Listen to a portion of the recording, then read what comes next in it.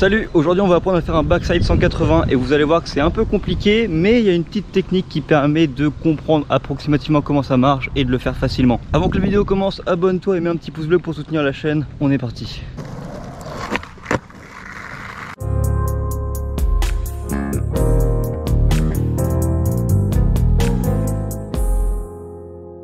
Alors le positionnement des pieds, ça va être comme sur un ollie. On va mettre son pied avant un petit peu en dessous des vis et le pied arrière en plein milieu du tail avec la pointe du pied.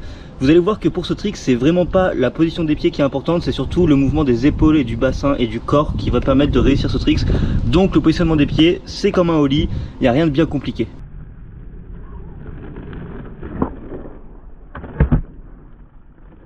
Donc déjà un backside 180, qu'est-ce que c'est? C'est un ollie avec un 180 vers l'avant, en backside. Donc la clé de ce mouvement, ça va être le bassin et les épaules, ok? On va envoyer son bassin pour faire le tour de sa planche à 180 degrés. Maintenant on va voir un petit peu les détails et les points clés, les points importants pour réussir son backside 180. Déjà ça part sur une bonne position de départ. Regardez au tout début, quand je commence à me baisser, je suis pas sur une position de ollie classique. Ça déjà c'est un truc qui est vraiment important. Je suis en position pour faire un backside. Là je parle pas de la position des pieds. En fait sur le backside le plus important ça va être le corps.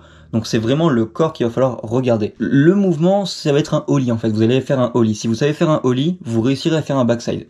Donc le plus important dans ce tuto là, ce que je vais vous expliquer, ce qu'il va falloir regarder et sur quoi il va falloir se focaliser, ça va être le corps. Donc là déjà dès que je me baisse, regardez mon épaule en fait c'est un peu derrière ma planche. Comparé à un ollie, en fait sur un ollie on met les épaules parallèles à la planche. Là, mon épaule est déjà derrière ma planche parce que je commence déjà à enclencher ma rotation, d'accord? Je recule pour prendre un meilleur élan, pour avoir une meilleure rotation. Ça, c'est super important.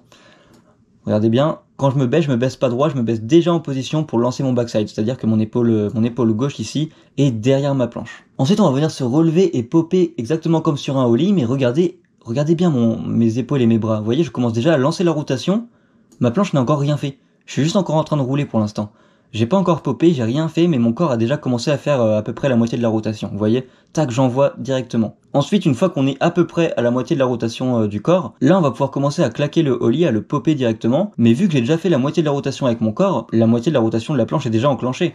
Regardez, quand on commence ici, dès que je commence à lever ma planche, vu que j'ai déjà commencé à faire la rotation avec mon corps, ma planche a déjà commencé un petit peu à tourner.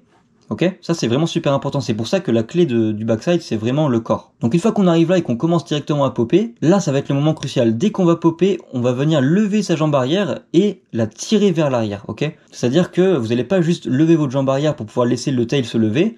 Là on va venir carrément prendre sa jambe et la glisser derrière soi pour en fait amener le tail de l'autre côté. Regardez bien, là je vais popper et là avec mon pied arrière je vais tirer ma planche pour l'amener derrière, d'accord?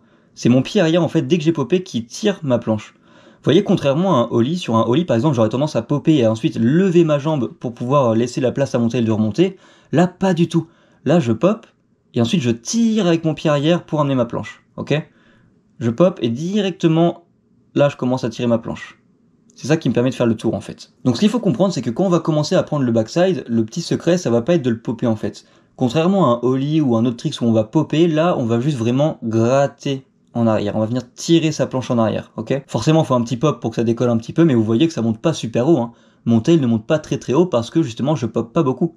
Le plus important, la clé de ce mouvement, ça va être de gratter en arrière pour tirer sa planche. Voyez, regardez, je pop, et vu que mon corps a déjà commencé sa rotation, de toute façon, c'est naturel, en fait. Vos jambes sont obligées de suivre votre corps, vos épaules, donc c'est naturel, en fait. Dès que vous allez popper, vu que vous avez enclenché vos épaules en amont avant même d'avoir popé, votre jambe va suivre toute seule. Et donc après, le truc qui va souvent arriver, c'est que votre planche aura fait le tour, mais pas votre corps. Et là, si ça fait ça, c'est tout simplement que vous enclenchez pas assez vos épaules. Regardez, moi vraiment, je lance mes épaules et tout mon corps en fait.